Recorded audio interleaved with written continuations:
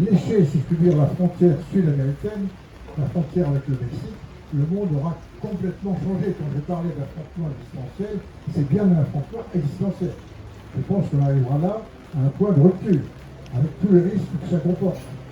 Donc la carte théorique que je vous ai faite, elle est en train de se développer sous vos yeux. Et il suffit pratiquement tous les 6 mois de regarder les cartes sur le web, de l'avancée de ceci, pour vous rendre compte que ça avance très vite, et ça avance en permanence. Alors qu'est-ce qui soutient ça? On n'a pas le temps d'en parler ce soir, il y a beaucoup de choses, le ressentiment, il y a certaines haines, il faut bien une haine vis-à-vis des Occidentaux, considérés parfois comme des colonisateurs, etc. On n'a pas le temps de parler de ça, mais c'est en train de se réaliser.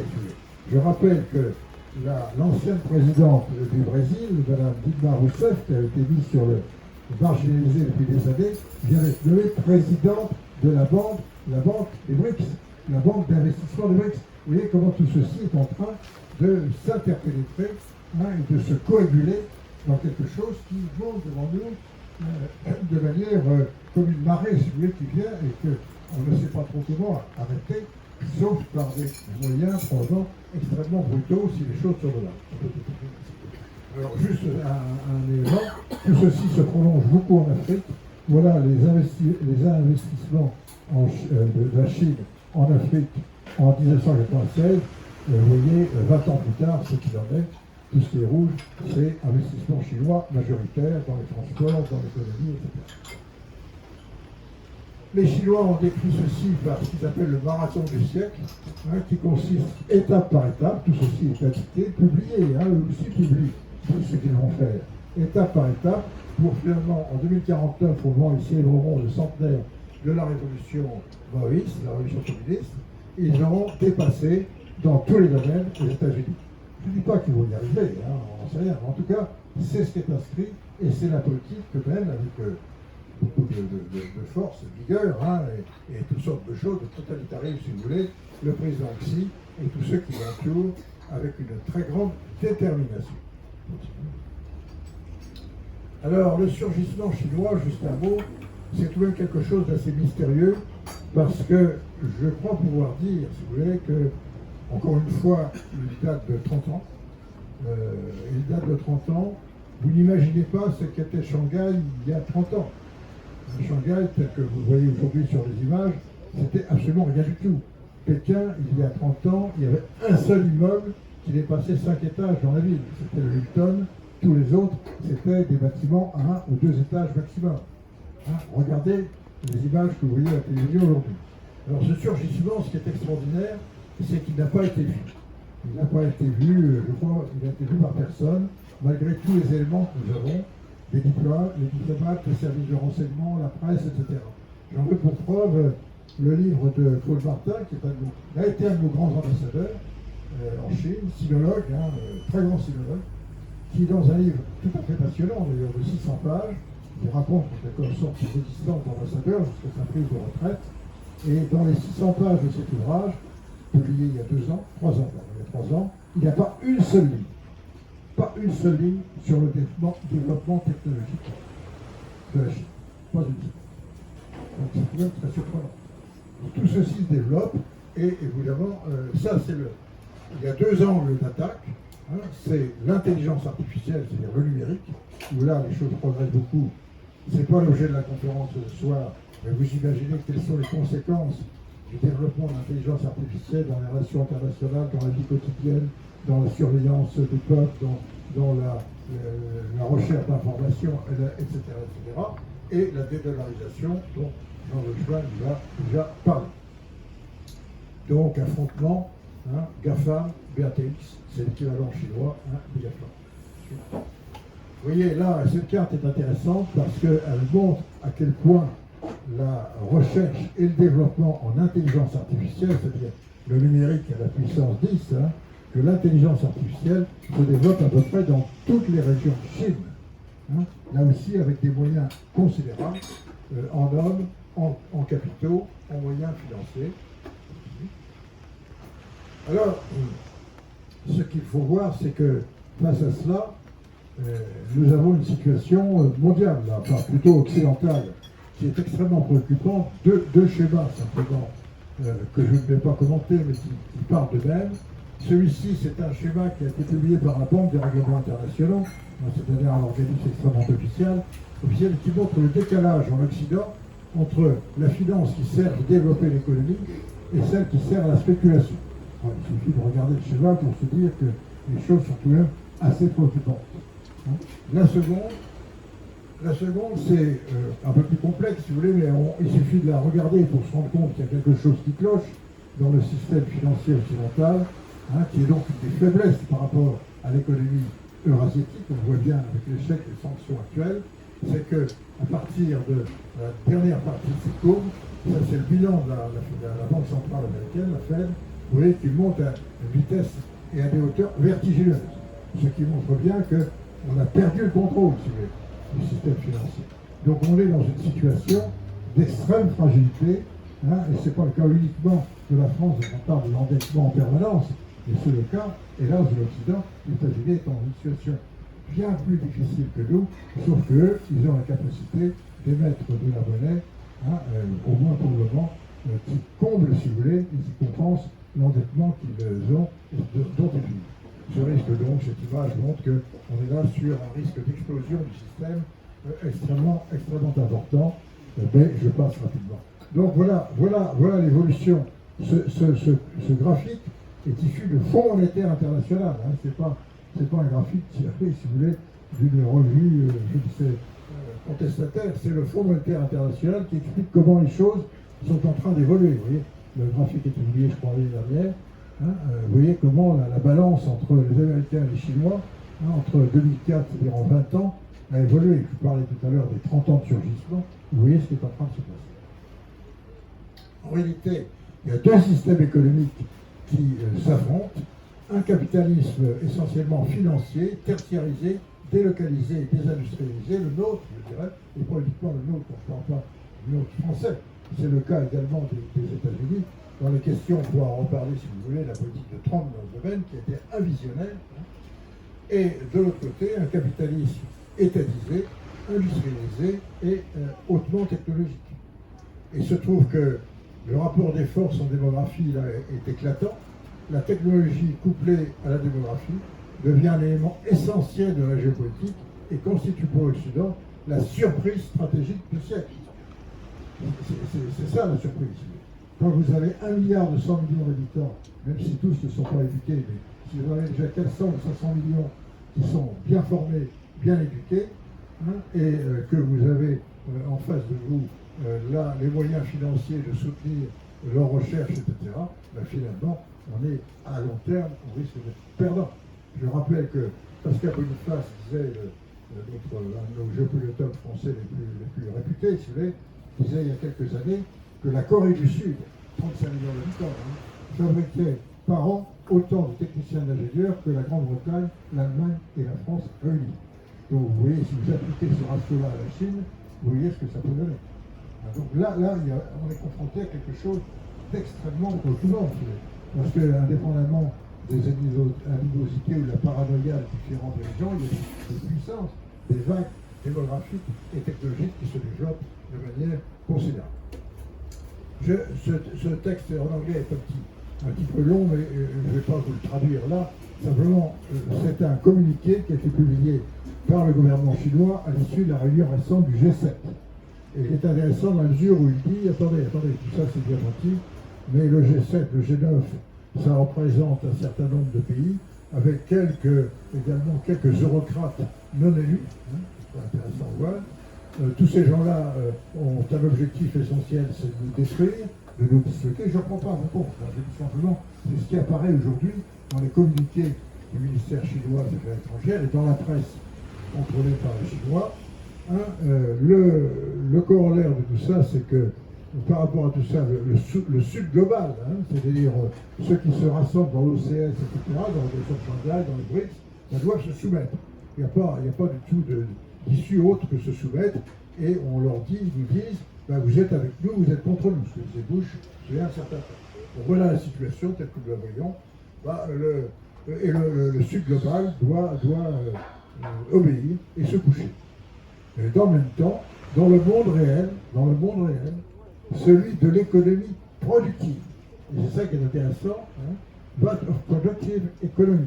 C'est-à-dire nous, les économies productives de l'Eurasie, nous qui fabriquons des rails de chemin de fer, qui fabriquons des centrales nucléaires, qui fabriquons des bateaux, qui fabriquons des choses qui ne sont pas dans la financiarisation de France, ben nous on continue d'avancer et vous allez voir ce que vous allez voir, les chiens de guerre peuvent aboyer, mais nous continuons à avancer grâce aux caravanes de la nouvelle route de la soie, qui est bien présentée comme une vision politique et géopolitique.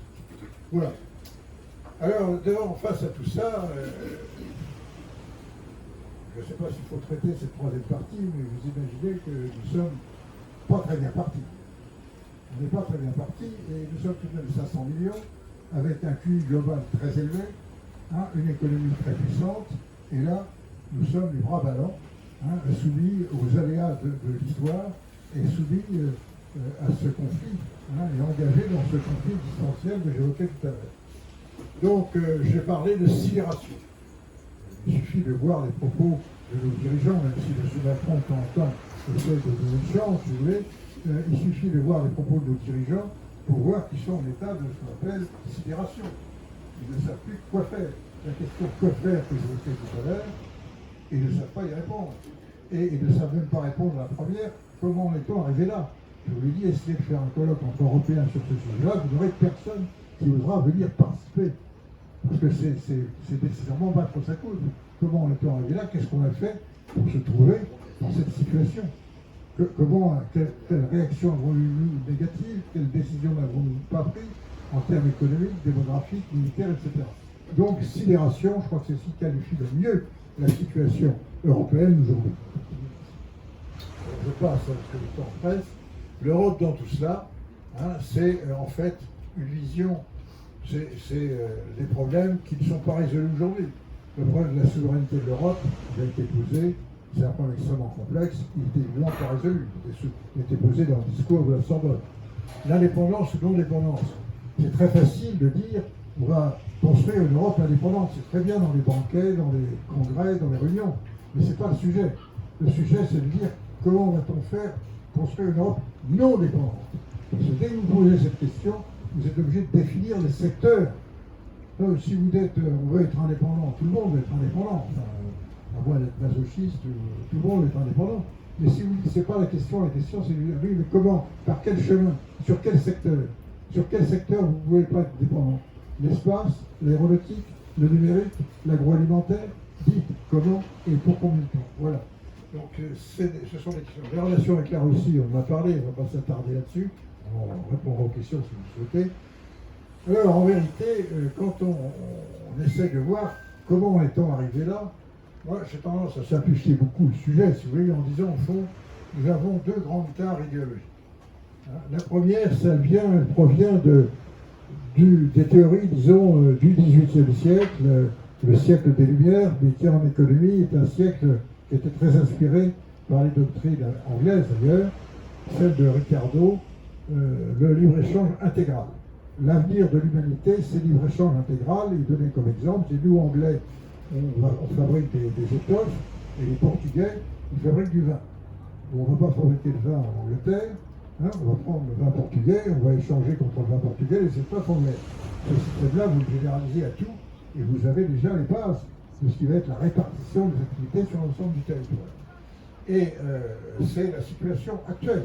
C'est la raison pour laquelle on se désindustrialise, c'est pour la raison pour laquelle ce problème n'est pas uniquement français mais européen, avec des différences entre les pays, bien sûr, mais c'est un problème très profond pour les États-Unis, auquel, il faut bien le dire, le président Trump a mis fin. Il est voué aux gémonies, c'est lui qui a commencé l'arrêt, si vous voulez, de cette situation. Et après, les autres ont développé, avec notamment les textes lobby sur l'Inflation Reduction Act, qui représente tout de même 1000 milliards d'investissements. Lorsque nous mettons 5 ou 6 milliards dans le numérique, ou ceci, cela, et que M. Breton dit c'est formidable, oui, mais en même temps, Intel investit 80 milliards en Europe, dans le même domaine. Donc vous voyez que la situation est quand même un peu préoccupante. La deuxième théorie va miner, à mon avis, je dirais notre génération, hein, celle qui m'a formé, qui a formé nos enfants, du point de vue réflexion économique, c'est la fameuse théorie des trois secteurs. Il y a un secteur primaire, les mines et l'agriculture. Un secteur secondaire, c'est l'industrie, légère et lourde. Et un secteur tertiaire, c'est les services, c'est la presse, c'est la communication. Hein. Et plus on est évolué, c'est ce qu'on nous a appris, hein, plus on est évolué, plus on monte l'escalier. On laisse tomber l'agriculture aux paysans, hein, c'est vraiment le frère des vaches, tout ça, c'est même pas un métier extraordinaire. Hein. Et puis l'industrie, ça va être pareil, c'est sale, c'est dangereux, la chimie, le nucléaire, tout ça. Donc on va reporter ça chez d'autres, les Chinois notamment. Et puis le tertiaire, en revanche, on va s'éclater là-dedans.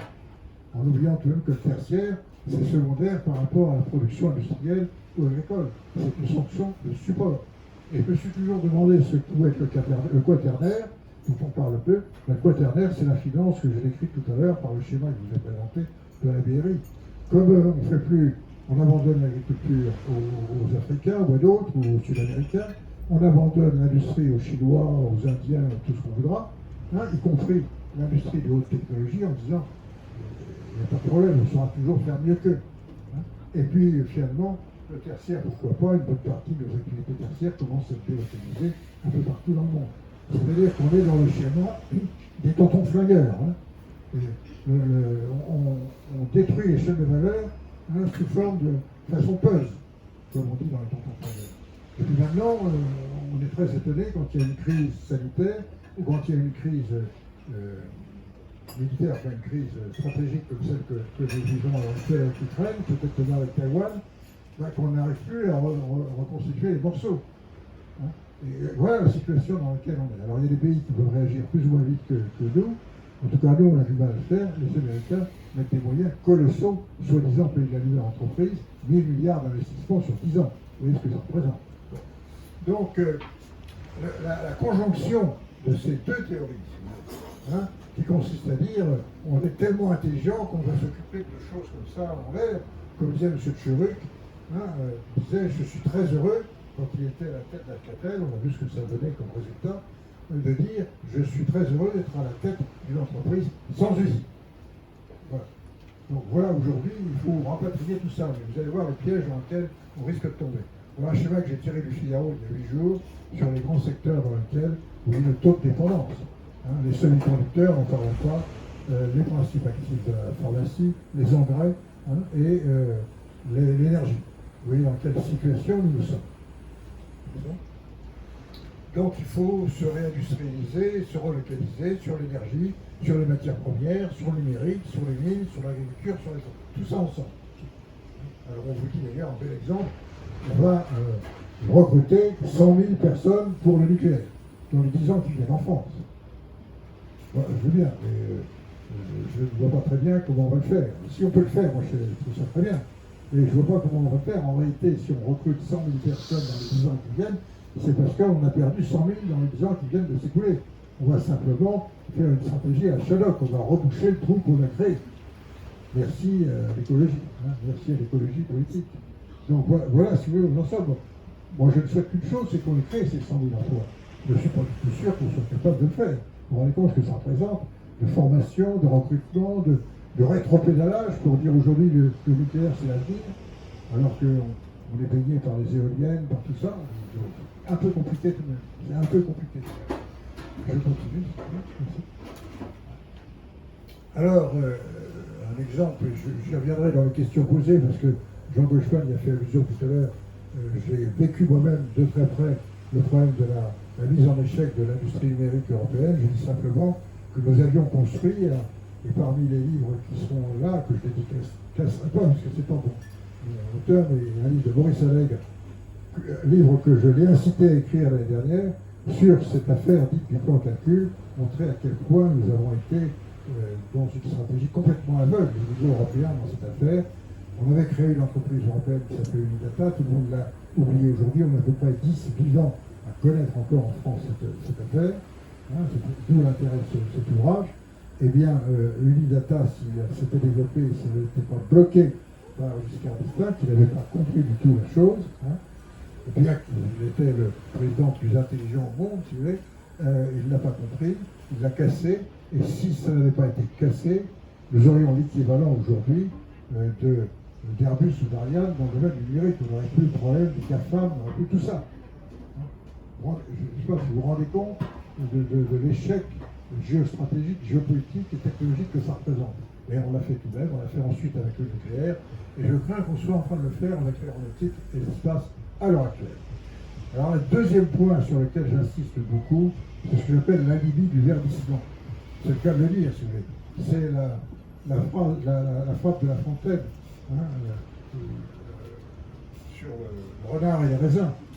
Comme on ne se sent pas trop capable de faire les choses importantes, que j'ai évoquées précédemment, on va dire on va verdir tout ça. Alors là, on va être formidable.